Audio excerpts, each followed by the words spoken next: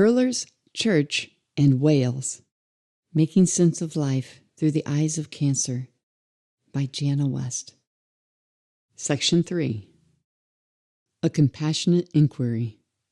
Quote, "You gotta resurrect the deep pain within you and give it a place to live that's not within your body. Let it live in art. Let it live in writing. Let it live in music. Let it be devoured by building brighter connections. Your body is not a coffin for pain to be buried in. Put it somewhere else." End quote. Eheim Ora. Stress and trauma happen to us all. Yet, no two people respond exactly the same to their environment. What is considered a mildly stressful event for one person may dramatically impact another.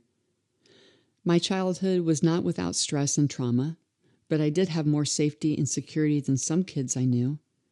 It is becoming clear to me that I have some harmful patterns and loops, as Dr. Taylor referred to them. Some likely started early in my life, when my ability to choose other responses was limited. Did they then become the root of later responses? There is a handwritten note in my baby book documenting some of my early responses that I now see as clues to stress. A handwritten note from my mother reads, quote, "Jana, age 5. I am allergic to curlers in my hair, church, and whales." End quote. Through decades of my life, I considered this event retold by my mother a cute recounting of a small child choosing a word that was a mismatch. Now, though, I pause in reverence of a little girl's innate ability to conclude that some adult-sanctioned activities or ideas were unsafe for her consumption. At 5 years of age, I tried to make sense of the experiences with a story of my own making. My guess is that I heard how bad allergies can make someone feel and deduced this allergy thing must be the source of my situational suffering. How could curlers, church, or whales cause a child to suffer? It may seem absurd to some, but not to this 5-year-old. Today, I am much less inclined to discard her instinct that something about these 3 things was harmful to her. If I were to reconsider the circumstances and retell my story, what elements remain valid and intact from her 5-year-old point of insight? After considering my baby book self-diagnosis from this point of view, I have concluded there were stressors, allergies so to speak, associated with my childhood experiences with curlers, church, and whales. It is no stretch to conclude stories I told myself may have produced thought loops that became so automatic that I rarely noticed. Responses that could have been ruled as outdated by a more mature perspective, yet due to their underground nature, have continued to influence and impair my ability to function much of my life. By taking time to identify stress responses and old thought loops, then examining details up close, I can see how the way I interpreted early experiences can ripple far and wide. By being more mindful now about how I respond, I can choose a less stress-inducing, more life-affirming, and potentially more healthy outcome. Some of my habitual stress responses around my baby book concerns have continued without my awareness and beyond their meaningful scope. They are no doubt just a sample of such outdated loops. I don't intend to overemphasize these 3 allergies mentioned in my baby book, nor do I think they are insignificant.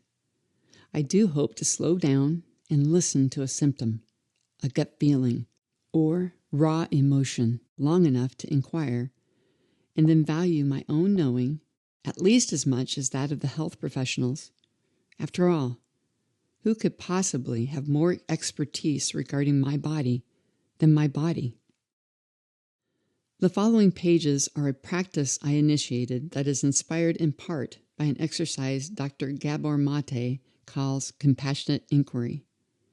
As described on his website, quote, "The use of the compassionate inquiry approach gently uncovers and releases the layers of childhood trauma, constriction, and suppressed emotion embedded in the body that are the root of illness and addiction." End quote. As I look at each of these 3 allergies, I'll be asking questions such as, what might the symptoms of a 5-year-old have been trying to tell little Jana and her mother? If I could tune in to her felt sense, what might have caused her to feel upset or even sick from these experiences? How has that initial circumstance changed over time? Are some outdated messages still playing out in my body without my awareness or consent? By applying the wisdom of lived experience, how has my perspective evolved? Can I more fully embody both the intuition of the child and the sage wisdom of experience? It seems to me this is where the potential power of reviewing my story lives. My hope is that through this practice I can become more attentive, more patient, more open to my own ability to sense, therefore becoming a more effective caregiver to my body.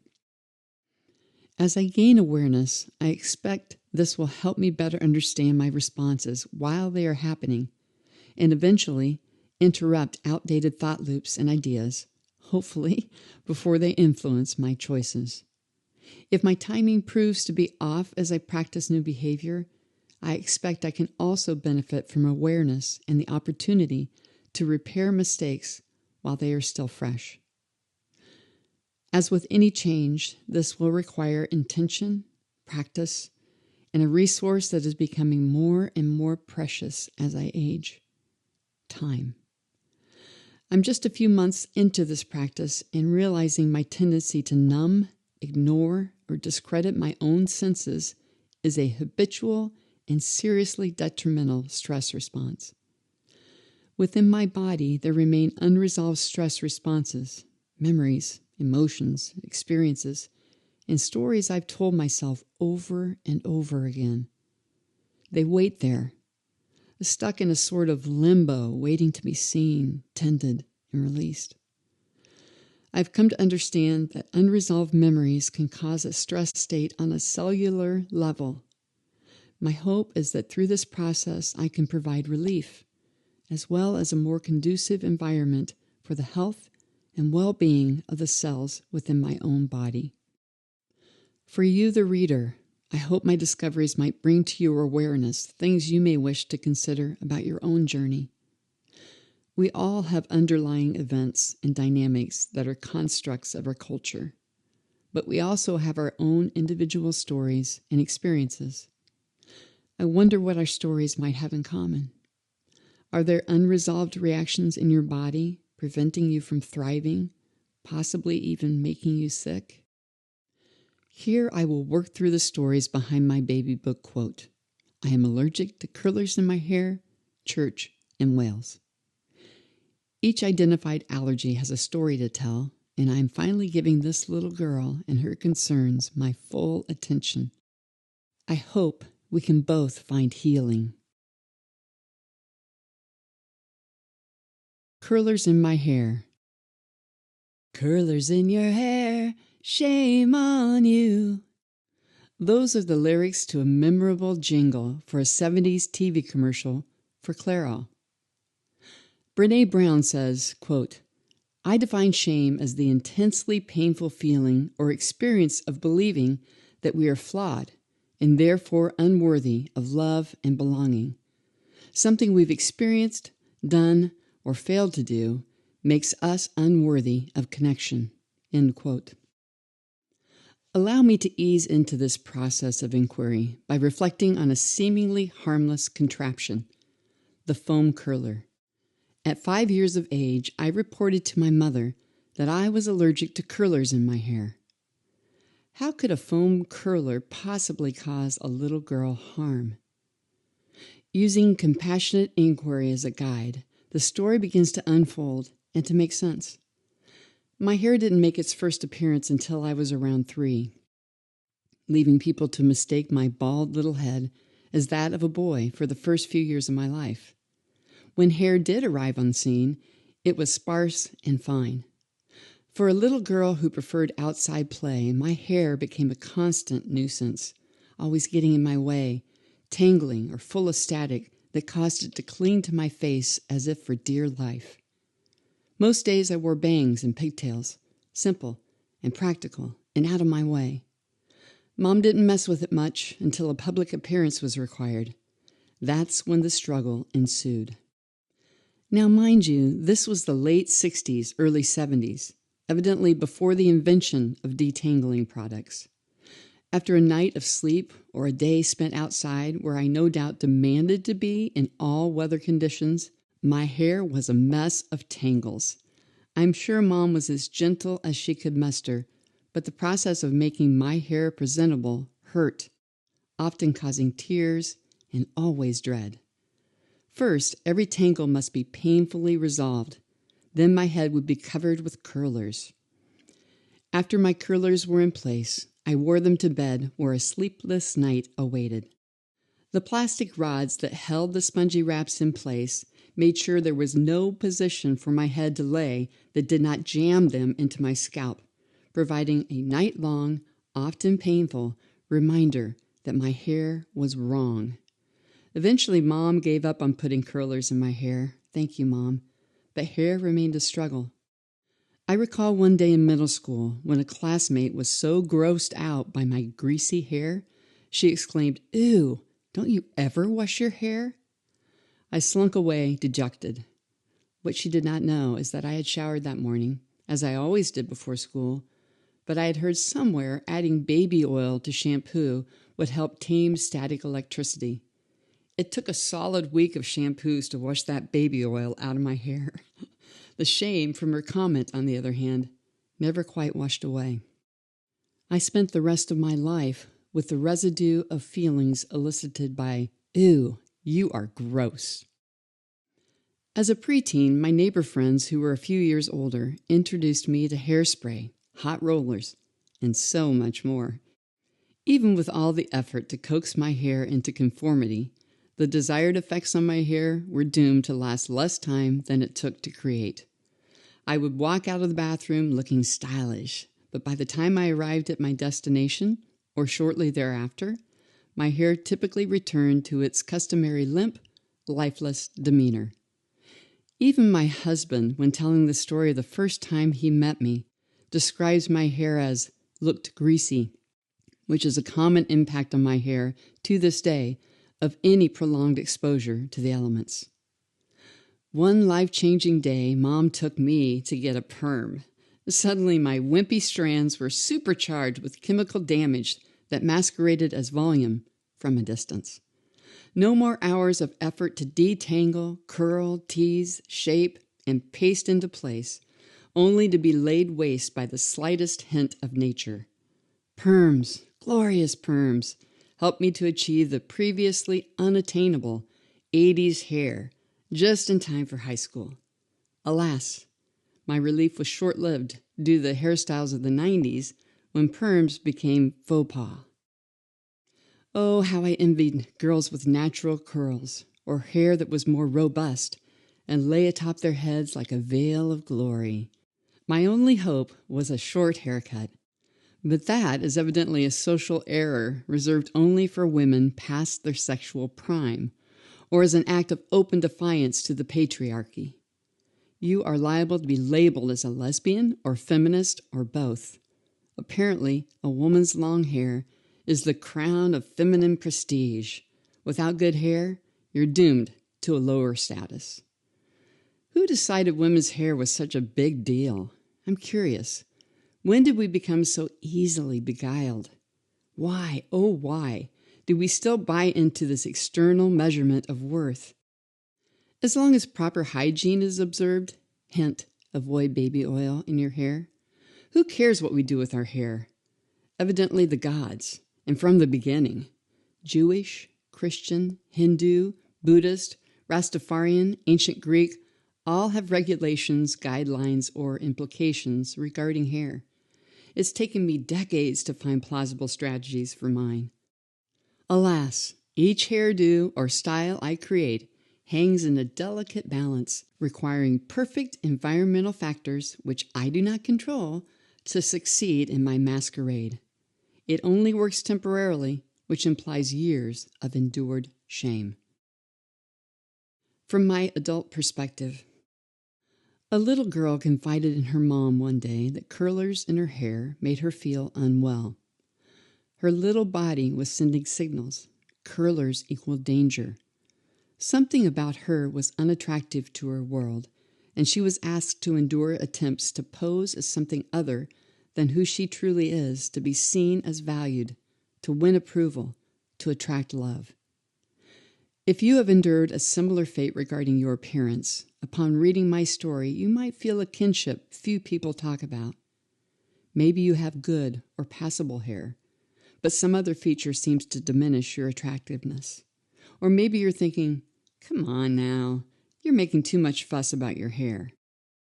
In reality, does the certified fact that my hair will never, in real-world scenarios, look like the cultural ideal for women for more than a few minutes cause me potential harm? Keywords ideal and potential. Hear this.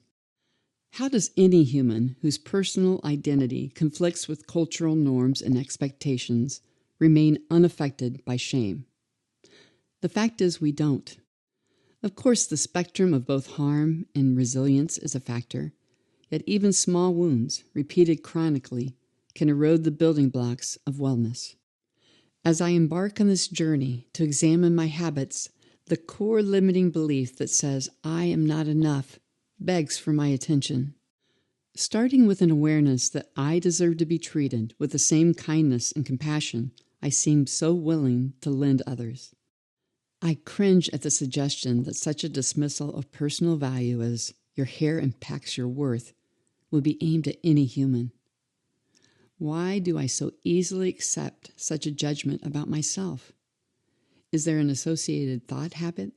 One put in play before I had the cognitive faculties to sort out explanations for my experiences and feelings? It may have been as simple as a little girl's reaction to this thought. Everybody loves Barbie. She has long, thick, flowing hair. I can never have that. People will never love me. To this day, any time I need to be in public, a good deal of concern reflexively arises about my hair.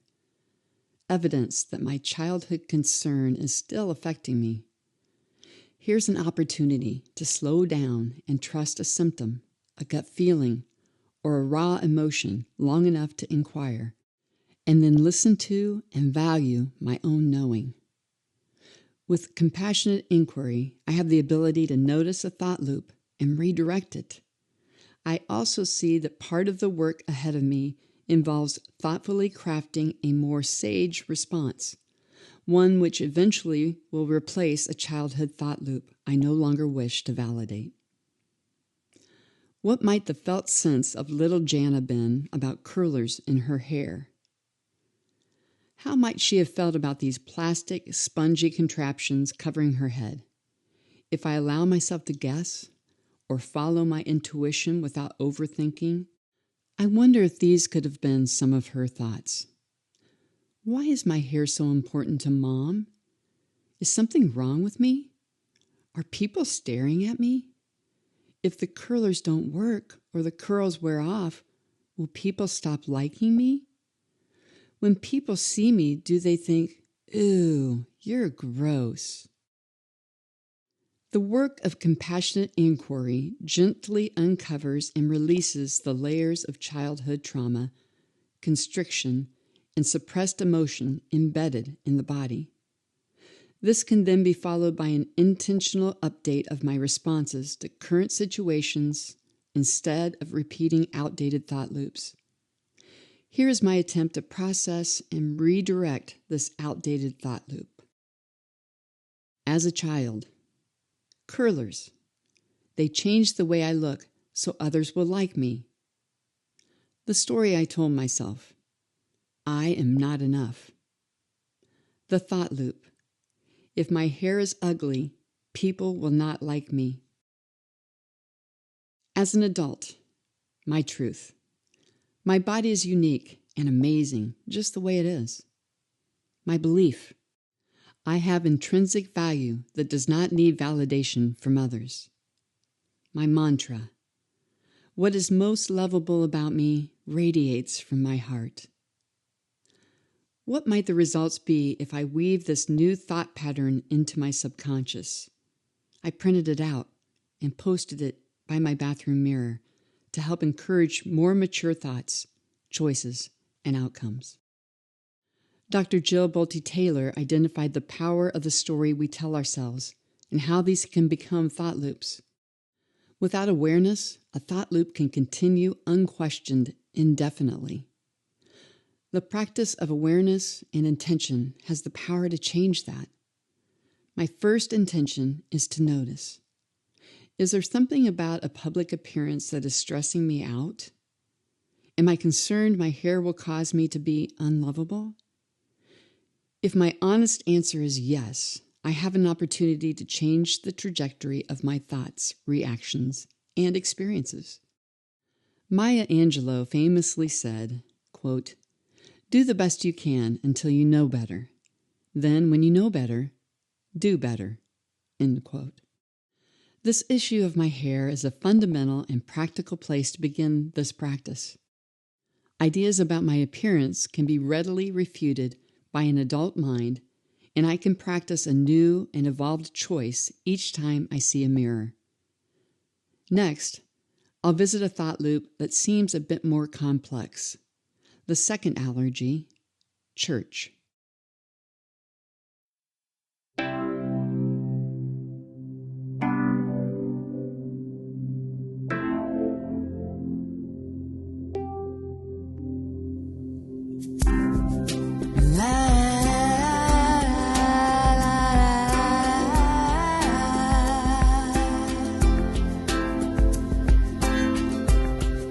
What is it that we want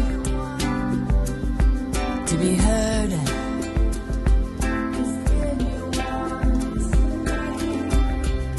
What is it that we need to be believed?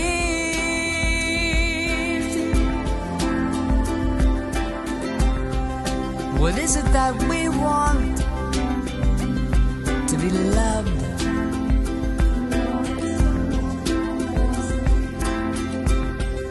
What is it that we need to be tenderly held yet free? We're a little homesick for some place we just can't seem to find. Longing for a home we've never had, or maybe one we left behind. What is it that we want? We want to be seen. What is it that we need to have no reason to hide? We're a little homesick for some place we just can't seem to find. Longing for a home we've never had, or maybe one we left behind.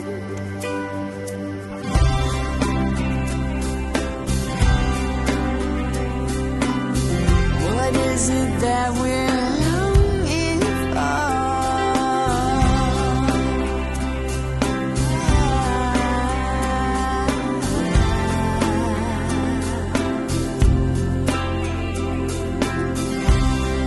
What is it that I want? I want to belong with someone somewhere. What is it that I need? I need to be true, through and through, yeah. What is it that I need? The very home deep inside of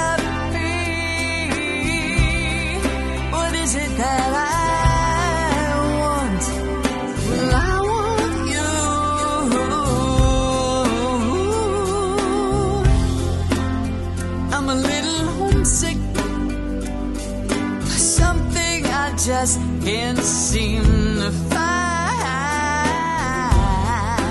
Longing for a home